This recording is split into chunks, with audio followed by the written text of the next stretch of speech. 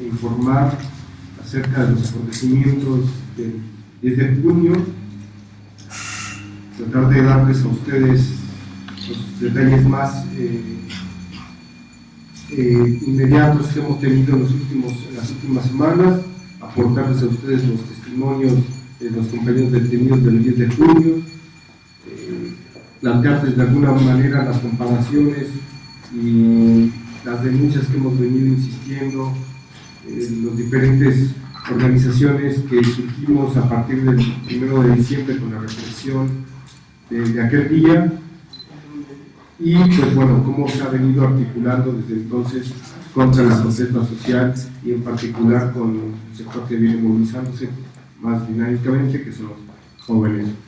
Pues bien, queremos iniciar esta sesión también, iniciar esta sesión pues dándole la palabra en primera instancia a los compañeros del 10 de junio, y creemos que pues, de esta manera también podemos ir desarrollando a detalle las múltiples violaciones a los derechos humanos, todo el proceso legal que se ha ceñido sobre los detenidos, también las comparaciones que se han dado en relación con el 1 de diciembre, y de igual manera pues vamos a entrar en detalle a las cuestiones estrictamente legales que envuelven de alguna manera también las circunstancias en las cuales estos compañeros han sido detenidos, pero principalmente nos interesa mucho hacer la denuncia de toda la represión, de la aplicación del protocolo de seguridad, más allá de que, entre comillas, está en suspenso en su aplicación, pero bueno, hemos visto pues, el uso desmedido de la aplicación de la fuerza represiva, o más bien la represión a los sectores que se movilizan. Pues yo paso a dar la palabra a los compañeros del 1 de diciembre, posteriormente vamos a hacer la intervención con los compañeros del 10 de junio para poder darles los antecedentes de todo este proceso de detenciones ilegales y la represión que se ciñe sobre la juventud y sectores que vienen movilizando por las protestas. Compañero es. Buenos días, mi nombre es Ángel Peralta, estudiante de la Facultad de Arquitectura de la UNAM. Nosotros, algunos compañeros como detenidos el 1 de diciembre, denunciamos desde entonces y a la fecha el actuar represivo y la judicialización que se tiene sobre la protesta de los activistas políticos aquí en la Ciudad de México. Lo denunciamos entonces y se aplicó y se dio de nueva cuenta el 10 de junio. Por lo tanto, algunos de nosotros participamos de esa misma marcha del 10 de junio, la conmemorativa de 1971, ya ocurrido. Y precisamente venimos a denunciar precisamente esta cuestión de que se sigue repitiendo una y otra vez este proceder por parte de las autoridades del GDF de criminalizar la protesta social. Es una cuestión muy grave. ¿Por qué? Porque nosotros ya fuimos criminalizados el 1 de diciembre y 14 compañeros más aún sujetos a proceso, injustamente sometidos a proceso.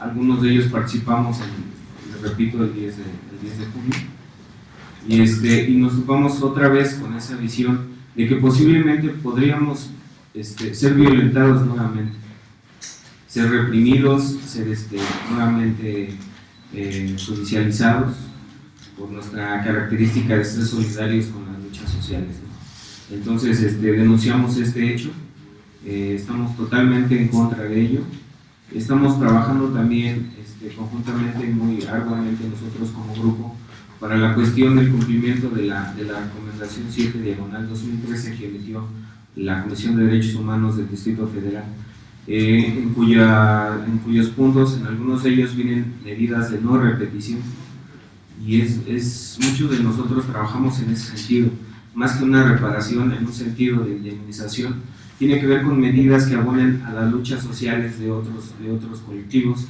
y de otras causas, ¿no? Y consideramos que en este sentido nuestra exigencia debe ser una reparación integral ¿Por qué? Porque ya está plenamente reconocido, incluso por el gobierno del Distrito Federal, que cometió violaciones a los derechos humanos de un aproximado de 90 personas.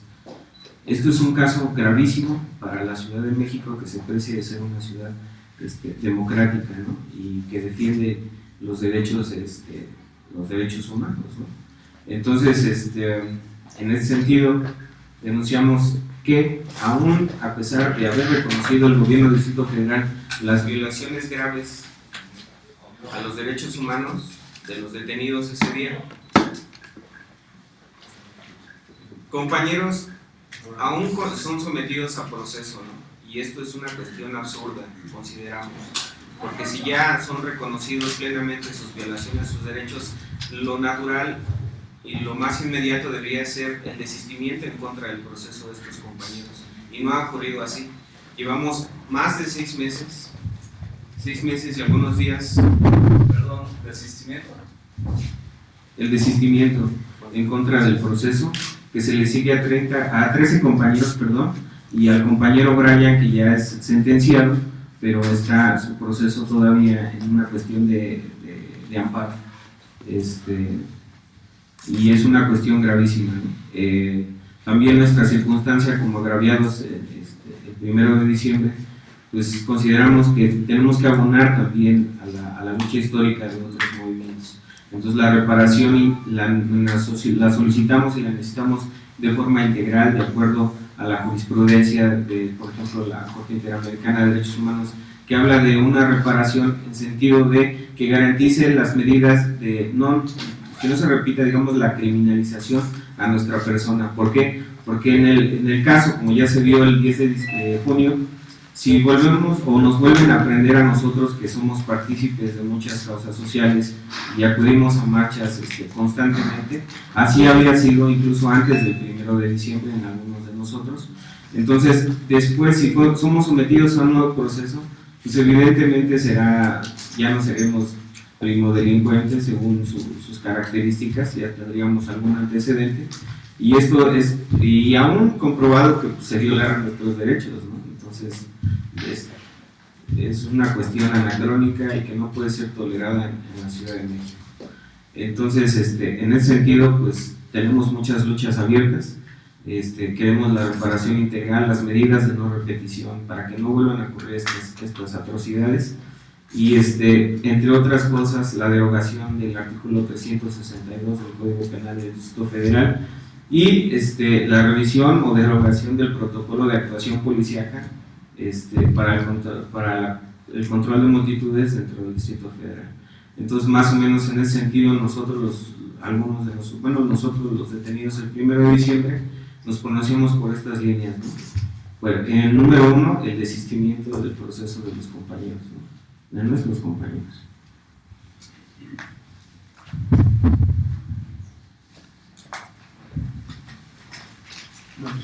Buenas tardes, mi nombre es Rodrigo André. A mí me gustaría agregar a lo que dijo mi compañero Ángel, que hay casos de tortura registrados el 1 de diciembre y aún así se mantiene el proceso en contra de 13 compañeros y uno con sentencia, ¿no? El caso de Brian, que tiene tortura, y pues bueno, es algo totalmente ilógico, ¿no? Habiendo una recomendación, siguen con el proceso. Pues creo que nada más lo de derechos humanos lo comentamos al rato. Nada más agregar eso, hay casos de tortura y siguen con 6 casos. Hay 6 casos registrados de tortura y siguen insistiendo en el proceso.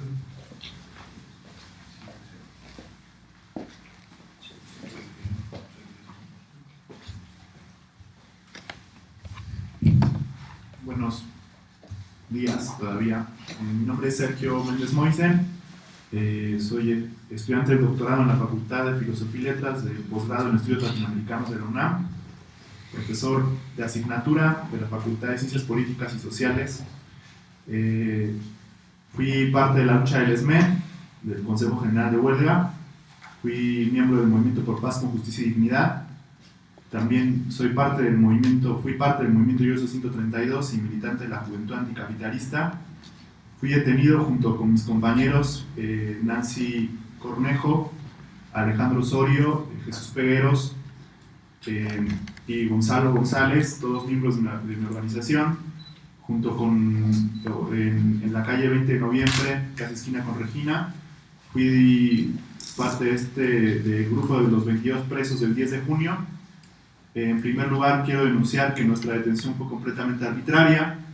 Un grupo de aproximadamente 40 granaderos nos estaba esperando en la calle Regina y nos golpeó brutalmente.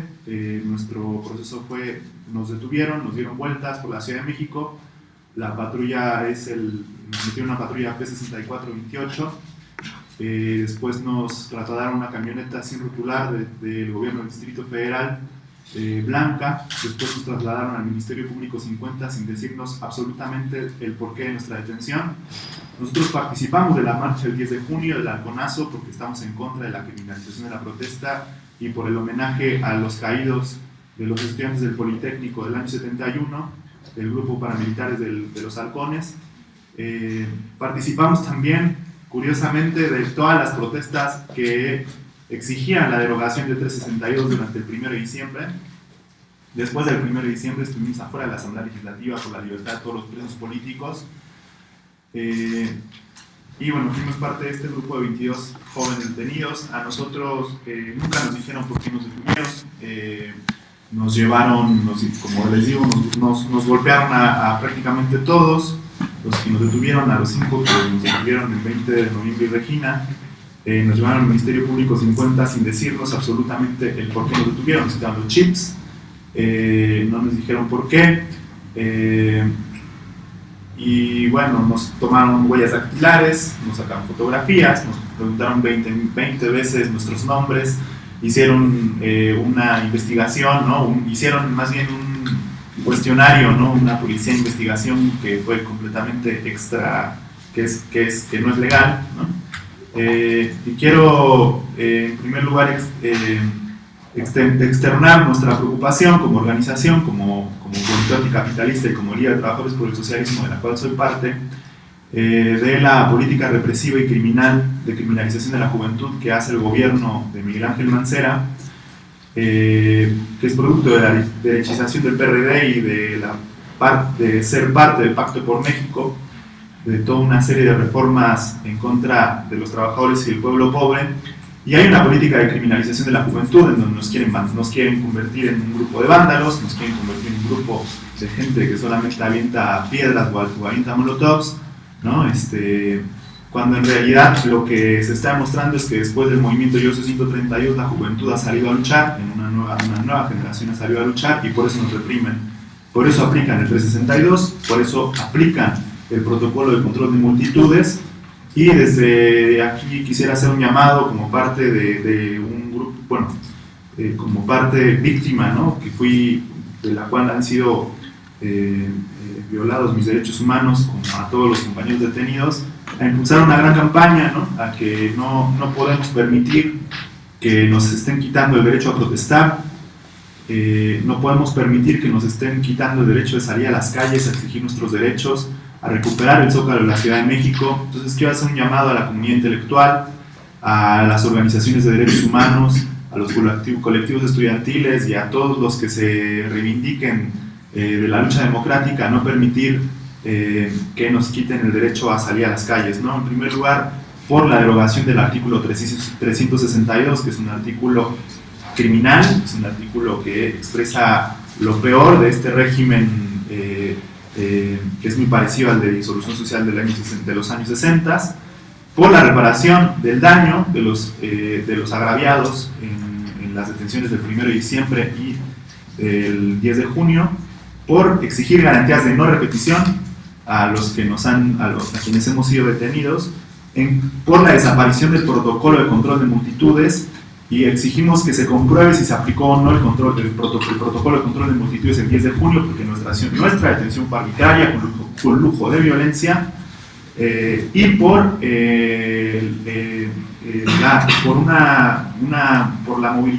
una movilización democrática para recuperar las calles en contra de la criminalización de la protesta social. Bueno, eso es lo único que tengo que decir. Muchas gracias.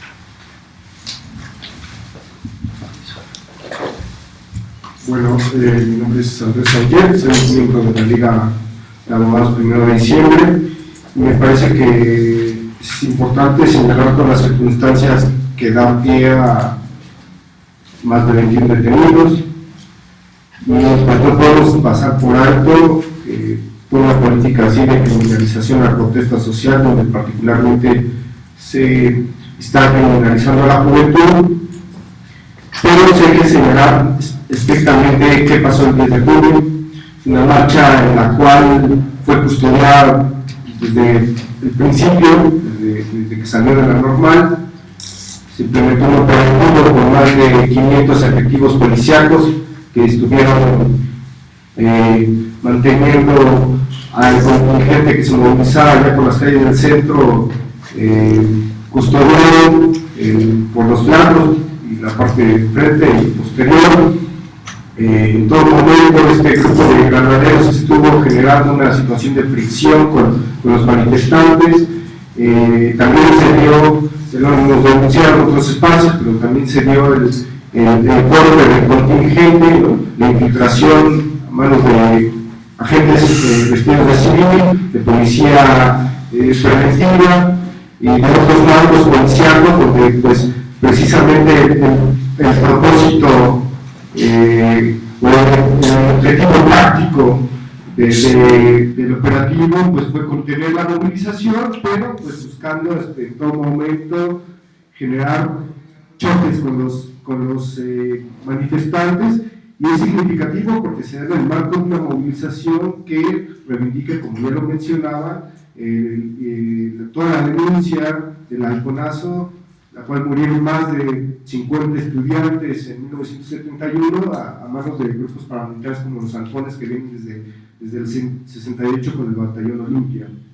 Entonces es significativo precisamente porque hoy que se trata de retomar las calles para denunciar el ataque sistemático a los derechos, las libertades democráticas, la defensa del salario, la falta de educación, empleo y otra serie de fenómenos sociales, pues precisamente ese derecho de salir a las calles se quiere liquidar.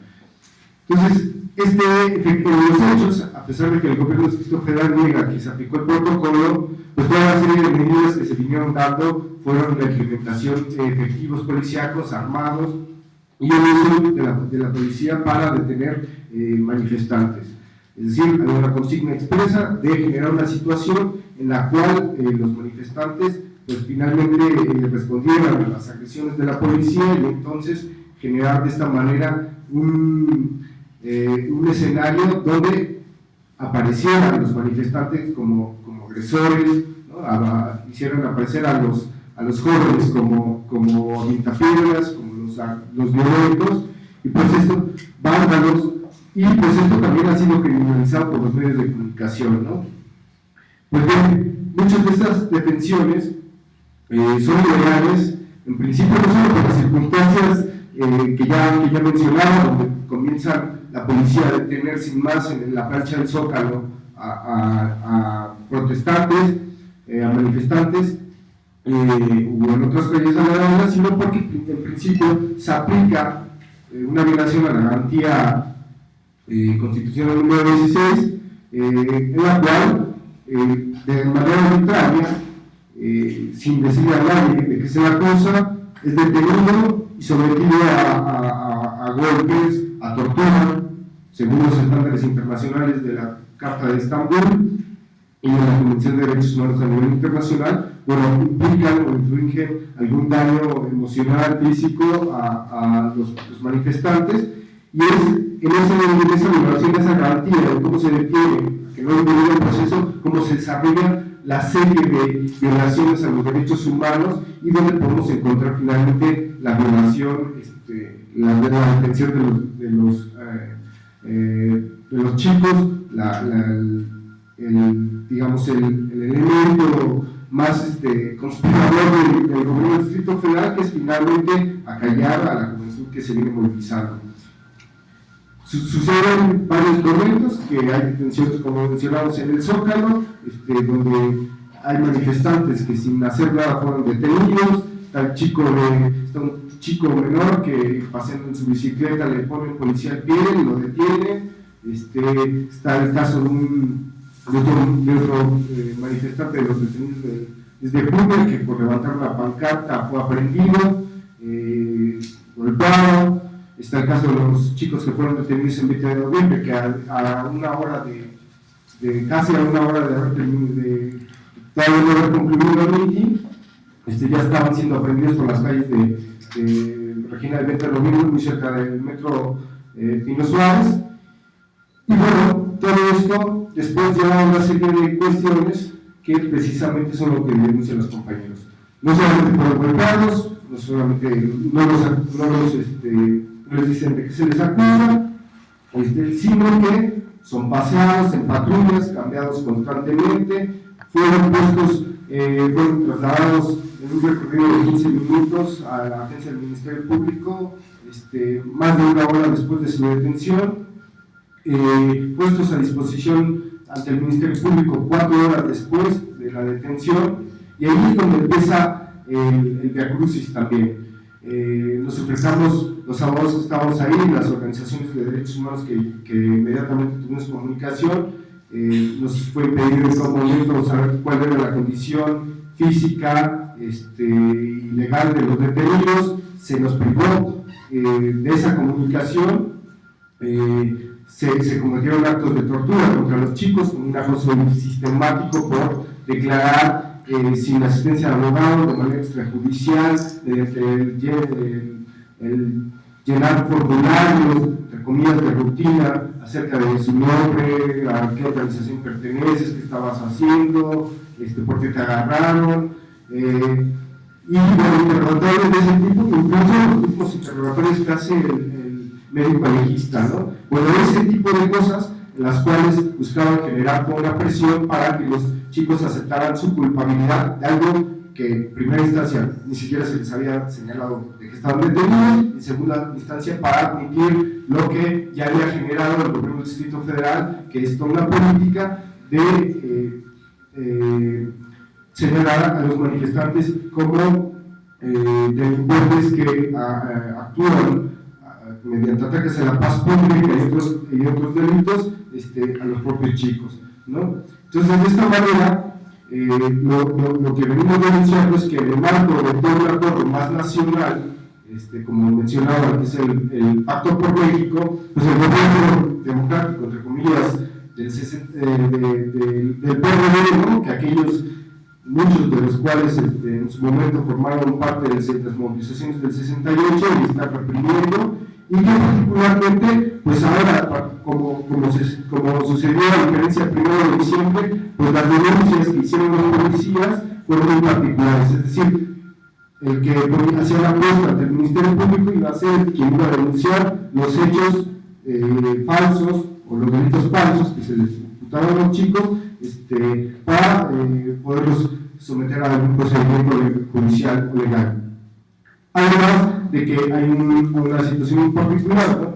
A diferencia del 1 de diciembre, donde había un policía que hacía toda una acusación genérica, pues estos policías estaban aleccionados para poder precisamente decir qué es lo que habían hecho los chicos. Sin embargo, también nos dejamos pasar por alto que los chicos fueron detenidos por policías distintos a los que declararon en su contra.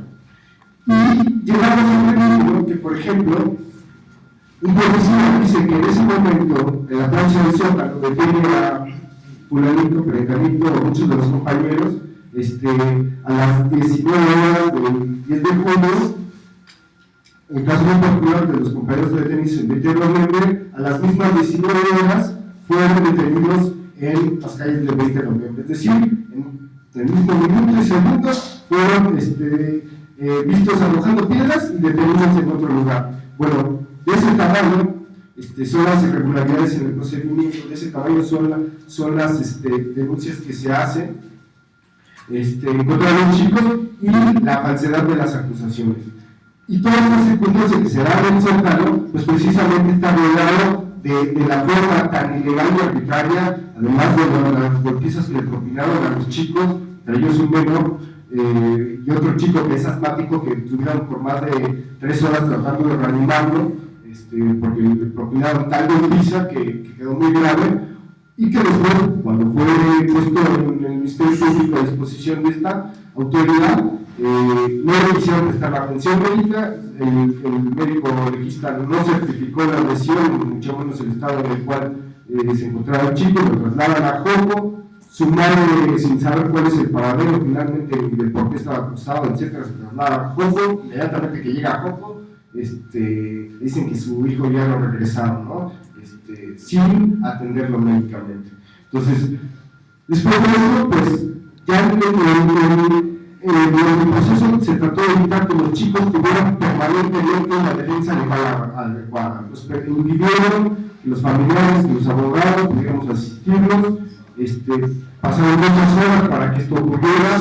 Finalmente fue la asistencia de organizaciones de derechos humanos, la intervención de los propios abogados, los familiares, la gente que se movilizó y que empezó a repudiar la represión, así como la intervención de la Comisión de Derechos Humanos, lo que después de horas, más de 8 horas, finalmente pudimos saber cuál era el estado legal de los chicos, a los cuales se les dejó, como se les imputó como delitos de ataques a la paz pública, ultrajes a la autoridad y daños en propiedad. Y durante el proceso les mencionaron a los detenidos y que se les acusaba. Y se les acusaba en el artículo 362, pero por un agravante, que era en pandilla. Tal vez muchos de ustedes lo saben, pero el 27 de diciembre se tuvo una modificación de este artículo del Código Penal del Distrito Federal, donde la conducta que ya había sido, tenía el calificativo de agravante, fue modificada para que quedara un artículo con ya un agravante. Y finalmente la idea del Ministerio Público, al agregar un agravante, un delito agravado, pues era finalmente con el propósito de que los chicos no tuvieran la posibilidad de salir en el periodo de las 48 horas ante el Ministerio Público o no permitirles ninguna caución. Y así sucedió con el caso de los 7 compañeros que finalmente llegaron al reclusorio. Nosotros después de que los chicos hacen sus declaraciones, advertimos que se les estaba aplicando una conducta, un agravante al delito, y la autoridad no pasó por alto esta defensa que hicimos, y inmediatamente al día siguiente, es decir, el 12 de julio, pues cambió, agregó un delito más, que fue el de robo, y por el cual esos compañeros, esos 7 compañeros, hoy están bajo un proceso penal en el reclusorio límite. Pues bueno, esta serie de hechos sigue subsistiendo. Finalmente, los compañeros que salieron libres no están de lleno. Hay un proceso legal que sigue, es decir, están sujetos a investigación bajo las reservas de ley, por lo cual en cualquier momento también pueden ser reaprendidos si la autoridad, es decir, el Gobierno del Distrito Federal, la Policía Judicial, la Policía de Investigación, encuentran elementos para solicitarle a la juez su orden de reaprensión, ¿no? Y esto tiene que ver precisamente con la política que vienen denunciando sobre el ataque a los derechos humanos, el ataque a la protesta social, y pues a la libre manifestación, en particular con la juventud. No es casual que se den estas situaciones con este sector de jóvenes que ha sido parte de la solidaridad con movimientos como el SMEI, ¿no? Ha venido denunciando la militarización del país, los asesinatos, los feminicidios, la desaparición forzada de personas que por protestar, en el caso de los presos políticos como Pakistán, entre otros, tantos. En fin, es una juventud que se ha hecho parte de las circunstancias que hoy rodean, digamos, la problemática nacional a todo nivel. Entonces, esto es lo que buscan acallar, esto es lo que buscan criminalizar y judicializar, como mencionaba el compañero, y nos enfrentamos a una situación muy similar a la del 1 de diciembre, donde hay un gran operativo policiaco, se implementan mecanismos de tortura, tal vez para muchos parezca que tortura es necesariamente llevar al campo mental número 1 a la persona que sea detenida, y pues no, en realidad el protocolo de Estambul es muy concreto, señalando que cualquier agresión o cualquier sufrimiento que cause sin justificación que acredite su verdadera legalidad, pues es un caso de tortura, es decir, puede ser desde sus sentimientos, su susceptibilidad, obtener confesiones, presiones, cualquier tipo de hostigamiento contrario a la voluntad del detenido o de la persona que se está aplicando la fuerza, es un caso de tortura. Entonces no necesitamos ver sangre para que los chicos sean torturados, no necesitamos que haya chicos o chicas violadas o con electrocutamiento de testículos o genitales para que sepamos que son casos de tortura. No, esta tortura ya se aplicó en el Ministerio Público buscando cómo tenerles confesiones a los chicos, muy particularmente los compañeros nos dijeron, teníamos un tipo constantemente que estaba preguntándonos, bueno, ya acá entre nos, dinos, cuéntanos qué pasó, yo soy tu amigo, te voy a ayudar, o pues los interrogadores a los que fueron sometidos por policía de investigación, o los mismos doctores. De hecho, pues también nosotros venimos denunciando lo que hicieron las autoridades al quitarle los chips de teléfono que contenían imágenes fotográficas o información personal. Está el teléfono de los detenidos, esto no lo supimos hasta posteriormente que los compañeros nos mencionaron pues que ellos iban a entregar todas sus pertenencias o traían todas sus pertenencias con estos dispositivos. Entonces, nosotros creemos que hay una violación de las pertenencias individuales, hay una violación de los derechos humanos. Nos estamos coordinando con la Comisión Nacional de Derechos Humanos, de Comisión de Derechos Humanos del Distrito Federal y con otras organizaciones para dar cuenta, documentar esto y aportarlo en la defensa de los chicos, tanto los que están en el proceso en reclusión vigente como los que están bajo reservas de ley, porque además estamos aplicando otros mecanismos de defensa legal, ¿no? que tenemos a nuestro favor. Entonces, pues, esa es la situación legal en la cual hoy los chicos se detienen. Esas detenciones son muy concretamente violatorias de los artículos de la Constitución, el 16, el 22, ¿no? Los principios de inmediatez, en fin, hay una serie de violaciones que, pues, bueno, podemos ir discutiendo más a fondo. Pero bueno, le cedo la palabra a mi compañera Jenny de la Liga también, la abogada 1 de diciembre, que seguramente pues, va a ir complementando muchas también de estas afectaciones. Gracias. Sí, buenos días. Mi nombre es Jenny Godínez, integrante de la Liga de Abogados 1 de diciembre. Bueno, nosotros en la Liga hicimos un balance sobre la situación que está atravesando el país actualmente. Y pues bueno, hemos llegado a la conclusión, como ustedes lo saben, que nos encontramos ante la criminalización de la protesta social. Pero es muy importante que se dé a conocer la situación que se da, inclusive en el carácter legal de esta situación. Nos encontramos primeramente en el Distrito Federal con que se reformó efectivamente el artículo 362 del Código Penal. Sin embargo, bueno, contiene varias lagunas que ya lo hemos mencionado nosotros con anterioridad, que tiene que ver con la situación de violencia extrema y algunas cosas, que es una cuestión muy subjetiva que la autoridad tiene que determinar para poder tipificar dicho artículo, ¿no? Dicho tipo penal. También después nos encontramos, pues bueno, con la emisión del protocolo de seguridad. Y es importante que se vea que no es una situación que se da a nivel local, sino ya es una situación que se está dando a nivel nacional.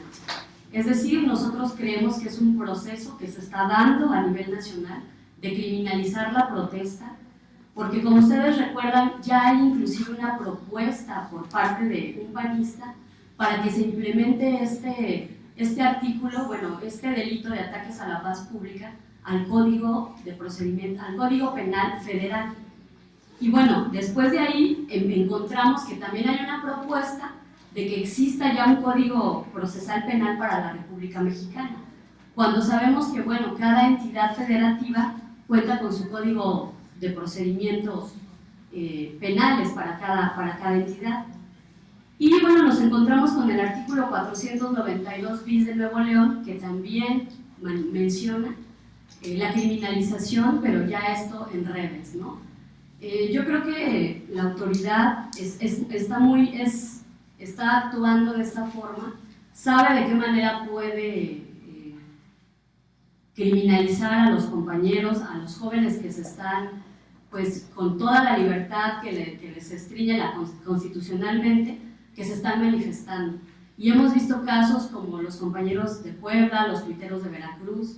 Nosotros creemos que es una situación pues muy preocupante para el país, porque bueno, nos encontramos, me atrevo a decirlo, en un proceso de fascistización de estas y de los compañeros. Hay una situación de criminalización y bueno, en específico también lo vemos actualmente con cómo actúan las autoridades, por lo menos en el caso de los compañeros del 1 de diciembre que todavía siguen su proceso. Nos encontramos que, si bien es cierto, la Comisión de Derechos Humanos del Distrito Federal emite una recomendación con diversos puntos que se tienen que cumplir, entre ellos, pues bueno, que se les tiene que dar, se tiene que hacer el procedimiento de manera legal, rápido, expedito. Nos encontramos que actualmente el juez quinto de materia penal, nosotros promovimos como parte de la estrategia jurídica un amparo por las detenciones arbitrarias y la tortura y algunas cosas. Nos encontramos que actualmente se encuentra en que ya hubo una audiencia constitucional en abril, a mediados de abril, ya pasó el término que le concede la ley para dictar una sentencia y es la fecha que no tenemos resolución. Nosotros creemos que esto es debido a que ya se acreditaron las violaciones con la propia recomendación que emite la Comisión de Derechos Humanos. Denunciamos esta situación debido a que ello ha hecho que pues, bueno, el procedimiento se alargue. Evidentemente esto tiene que ver con el desgaste tanto de los compañeros procesados, de los compañeros abogados. Es una situación que se da no nada más con ellos, ¿no?, sino actualmente los compañeros que se encuentran procesados bajo este mismo delito, que fueron detenidos el 10 de junio, bueno, iniciarán un proceso. Entonces lo que nosotros queremos es que, pues con este precedente que ya existe de la recomendación, por lo menos que también la Comisión de Derechos Humanos se pronuncie en torno a las detenciones arbitrarias que se dieron el 10 de junio, que se pronuncie en torno a la situación que se dio, porque como ya lo mencionamos, ya se mencionó aquí en la mesa, evidentemente fueron violaciones a las garantías individuales, al artículo 1 constitucional, que como ustedes recordarán, actualmente ese artículo tiene que ver con la situación de derechos humanos. Entonces, creemos que es muy importante que se pronuncie y hacemos un llamamiento, como ya se ha hecho, pues a todas las organizaciones, a los defensores de derechos humanos, para que junto con nosotros podamos hacer que esa recomendación actualmente, pues bueno, se acate en todos sus puntos. Desde luego también solicitamos, pues bueno, el desistimiento para los compañeros procesados del 1 de diciembre y pues la derogación del artículo 362. Pues sigue el compañero Romano, parte de la coordinadora 1 de diciembre. Bueno, para finalizar esta parte y quizá dar la oportunidad de algunas preguntas, escuchar si tienen algunas preguntas. En el caso de la coordinadora es fundamental impulsar el que se concrete los 22 puntos de la recomendación. Nosotros queremos hacer una denuncia en el sentido de que hay una actitud pasmosa de la Comisión de Derechos Humanos del Distrito Federal que pues no informa sobre qué avances se tiene sobre estos 22 puntos. Y comentaré, por ejemplo, uno que nos parece importante. Se incumplió el plazo, como lo señalaba la recomendación, de 30 días a partir de que el GDF la aceptaba, para que el juez, el juzgado 47 penal del Distrito Federal, encontrara las posibilidades de poder hacer el descargo y poder hacer el desistimiento y lograr la liberación de esos 13 compañeros procesados. Esta situación nos parece grave, constatada contra la conducta que el gobierno del Distrito Federal asumió el 10 de junio, que no fue absolutamente ninguna variación respecto a lo ocurrido el 1 de diciembre. Al contrario, como se ha mostrado aquí, se perfeccionan mecanismos de represión. Si bien es cierto que el 1 de diciembre la represión fue indiscriminada porque el objetivo era inhibir la protesta social que se vivía en la Ciudad de México, y que con creces cumplió este propósito, es decir, se desmovilizó a amplios sectores que venían manifestándose en contra de la imposición de Enrique Peña Nieto. El gobierno del Distrito Federal jugó un papel realmente vergonzoso. Este sería el segundo aspecto que nos interesa remarcar aquí. Necesitamos denunciar la actitud de Marcelo Ebrard. No es posible seguir soportando en este país el oportunismo político. Esta persona debe ser llamada a cuentas. Esta persona debe, igual que lo hace en un emplazamiento público ahora autoproclamándose defensor contra la privatización de Pemex, que suscribimos, nos parece que no tiene autoridad moral para encabezar un movimiento así. Y no lo tiene porque él jugó un papel estratégico en el caso de la Ciudad de México. Esta ciudad donde perdió Enrique Peña Nieto, esta ciudad que ha sido ganada en la lucha social, se está perdiendo, se está acotando, está siendo uno de los bastiones de la criminalización y la contención de esa protesta. Y Marcelo Ebrard tiene la responsabilidad inicial de ese viraje. Él, junto con el actual jefe de gobierno, deben de asumir su responsabilidad para el asistimiento de cargos sobre los compañeros acusados y procesados. Deben de pasar a reconocer sus errores, a coadyuvar en la reparación de los daños y a salir de la escena política. Personas así no pueden tener un respaldo social. No podemos confiar en quienes tienen dos caras frente a la sociedad, frente a sus propios electores. La siguiente situación es que nosotros, como se ha venido mencionando aquí, sí queremos, exigimos en esta conferencia de prensa que la Comisión Local de Derechos Humanos, la Comisión del Distrito Federal, informe cómo van los 22 puntos. Nos llaman la atención en particular dos. Uno que tiene que ver con que se puede instaurar en el Distrito Federal una comisión para la reforma de la policía y el Consejo Ciudadano de Control de la Policía Pública de Seguridad, donde deben de participar ciudadanos y organizaciones civiles. Queremos participar en esas instancias. Emplazamos a la comisión local a que informe cómo van y a que abra la conformación de esas instancias. No es posible, nosotros tenemos ahora videos, también hemos aprendido de lo que sucedió el 1 de diciembre, actuamos más coordinadamente con los abogados, presentamos más oportunamente pruebas de descargo obtenidas de videos, de fotografías, de testimonios, pero es imposible. Ahora los policías prácticamente no tienen cómo reconocérseles. Ahí están las fotografías y los videos, no hay nombres, en muchos casos se oculta su rango, la pertenencia al cuerpo policíaco. De nueva cuenta aparecieron personas vestidas de civil, con cascos, haciendo detenciones y golpeando a compañeros. Entonces necesitamos que en este caso la ciudadanía podamos construir contrapesos que permitan la vigilancia y el castigo y la inhibición de este tipo de actitudes por parte de los cuerpos policíacos.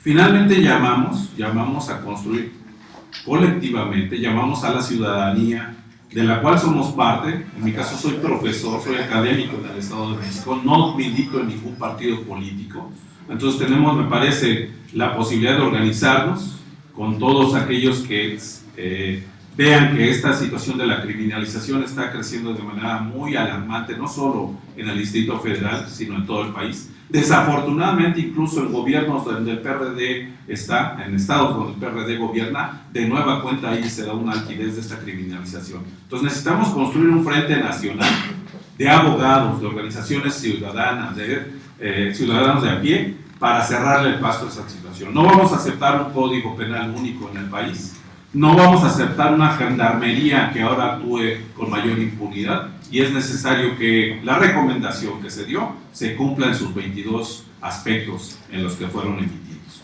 Entonces, la invitación es para que el próximo viernes a las 5 de la tarde, quienes estén de acuerdo, quienes estén interesados en esta temática, nos reunamos en la sección 9 del CENTE, de la Coordinadora Nacional de Trabajadores de la Educación, en Belisario Domínguez 32, a las 5 de la tarde este viernes, para pues tomar medidas al respecto. Muchas gracias.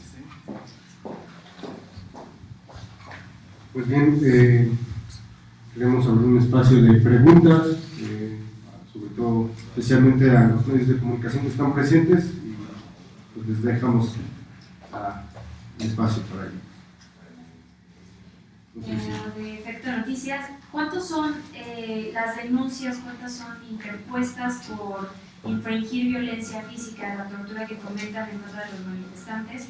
¿Y cuántos son los estudiantes, los manifestantes que aún están con el proceso legal en el reclusorio? ¿Cuántos los datos?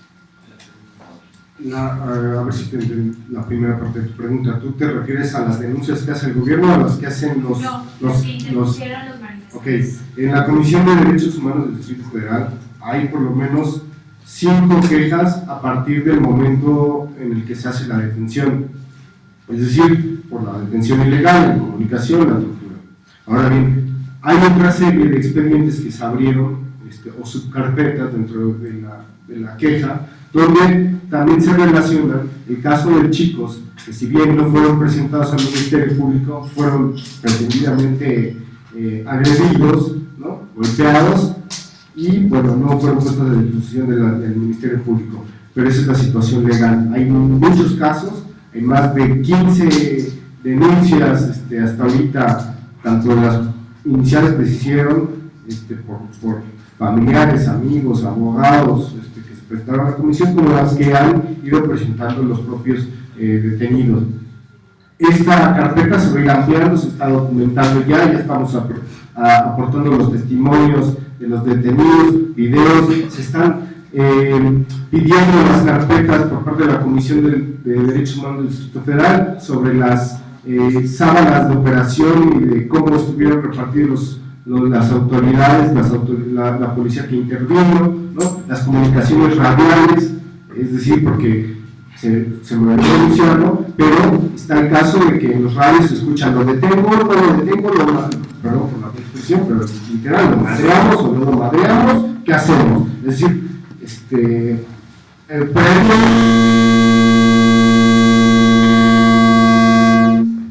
previo a finalmente lo que ocurrió en el Zócalo. Está esa situación de por medio que se está documentando. Igual hay en las redes sociales pues toda una serie de videos que dan cuenta de ello. Casualmente en el caso de varios compañeros, tanto de cerca de Filomeno Mata, bueno, más bien ya cerca del Zócalo, hay una detención de un chico, no hay cámara casualmente que pueda ser solicitada sobre esa detención, es en la calle Palma Norte. Se han pedido, está el caso de también las cámaras sobre 20 de noviembre, no hay cámaras supuestamente, en fin. Y la otra parte, bueno, la situación legal de los chicos que todavía están enfrentando, digamos, que fueron remitidos al reclusorio, sucede lo siguiente, que dentro del término de las 48 horas, antes de que se le agote el término al Ministerio Público, finalmente ellos hacen un movimiento que por una parte es liberar bajo reservas a los chicos, a 15 de ellos, bueno, a 14 de ellos, y a los otros mandarlos al reclusorio, pero finalmente nos decían que teníamos que haber entregado una caución, esto 40 minutos antes de que los enviaran al reclusorio.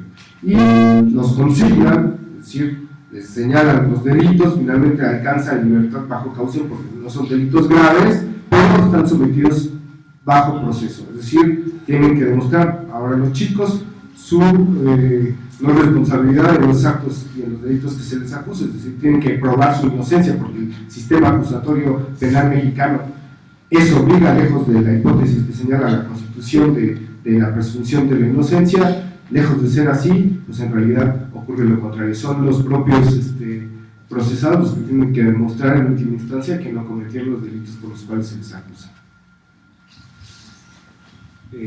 Para ahondar un poco más en tu pregunta con respecto a lo que tiene que ver en los casos de tortura, en la recomendación 7/2013 emitida por la Comisión de Derechos Humanos del Distrito Federal, están documentados 6 casos plenamente de lo del 1 de diciembre de casos de tortura, y no tiene que ver con una cuestión, como decía, de afectación, digamos, a los sentimientos, tiene que ver con graves lesiones sobre los compañeros. Por ejemplo, el caso de Estilianos Baquimes, un compañero que permaneció con fisuras en costillas toda la estancia en la agencia 50, toda su estancia en el penal, que fue de las más largas, los que salieron el 27 de diciembre, y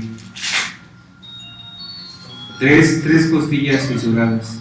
Entonces, en toda digamos, lo que tiene que ver con los médicos legistas en la Agencia 50 y en el penal, pues nunca omitieron esta parte de su atención, ¿no?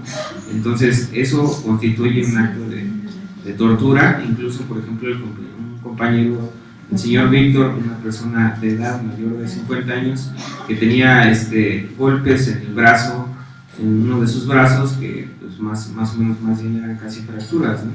Entonces tenía el brazo inutilizado en toda su estancia que estuvo con nosotros en el penal. El caso de, por ejemplo, Alejandro Lugo Morán, que recibió violencia sexual y golpes, y Alejandro Cortés, que recibió descargas eléctricas con un taser.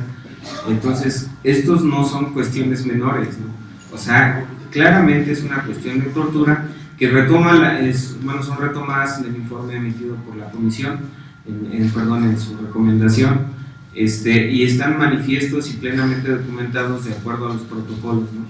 Y entonces no es una cuestión menor. En violaciones a los derechos humanos es más o menos documentado casi un poco más de 90 personas, y casos de tortura explícita así cabal, así son 6 casos documentados al menos en la recomendación. Evidentemente nosotros como presos del 1 de diciembre sentimos que el mapa coyuntural de lo ocurrido ese día no está totalmente contenido en la recomendación, ¿no? O sea, hay cosas que deberían contener, pero aún así aplaudimos, celebramos, digamos, que se haya dado la recomendación, pero sí, más allá de eso, pues el cumplimiento de estas demandas, ¿no? Por ejemplo, el caso del compañero Estilianos que les platico, aún está sujeto a proceso, ¿no? Y son procesos, en serio, créanme, los de los 14 compañeros fundados o fincados en falsedades de declaraciones, en detenciones arbitrarias, pruebas totalmente absurdas por parte de los fiscales del ministerio. Entonces, una cuestión de entorpecer el proceso, ¿no? de la defensa de sus casos. Entonces, realmente es una cuestión preocupante, y creo que a todos nos compete, a todos que estamos preocupados, digamos, en el sentido de los derechos y pues el principio de progresividad del derecho, de nuestras garantías y de nuestras libertades plenas como ciudadanos, que se den estos casos, ¿no? Entonces, nosotros precisamente por esos casos y por otras irregularidades que todos sufrimos el 1 de diciembre, no solo nosotros que fuimos detenidos, sino consideramos que también hubo una afectación social, ¿no? A toda digamos, a la Ciudad de México, porque se manda este mensaje, apoyado evidentemente por una campaña de medios, perdón, para criminalizar la protesta, ¿no? Ya no era, digamos, el sentido de los jóvenes, sino cualquier persona que esté protestando por alguna cuestión legítima, ahora tiene el peligro de ser criminalizado, y lo denunciamos entonces, y se vio precisamente esas violaciones nuevamente el 10 de junio, ¿no? Entonces, más o menos en las cuestiones de tortura es lo que te puedo aportar. ¿No hay preguntas? ¿No hay preguntas? ¿Alguien más quiere? Pues agradecemos mucho. Al ver que no se haya un comentario final de alguno de ustedes. Les agradecemos la presencia de todos. Muchas gracias.